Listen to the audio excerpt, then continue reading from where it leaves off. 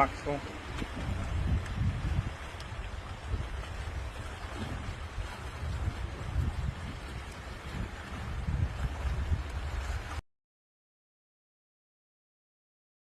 morning, people. For today's video, gagawa ko ng avocado dessert. Okay, let's get started. Ayan, masama ang panahon dito ngayon. Umuulan.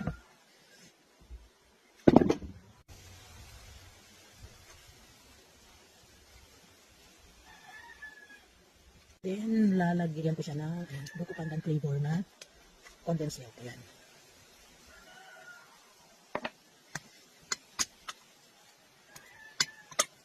Then, kung gusto nyo, lagyan nyo ng ice. Ayan. Dapat nga nilalagyan ko ng ice. Kaso, malala yung ubo ko ngayon. Kaya hindi ko na siya lalagyan ng ice. Ayan. Lalagay ko na lang sa ref. Ayan, ganun lang ka-easy.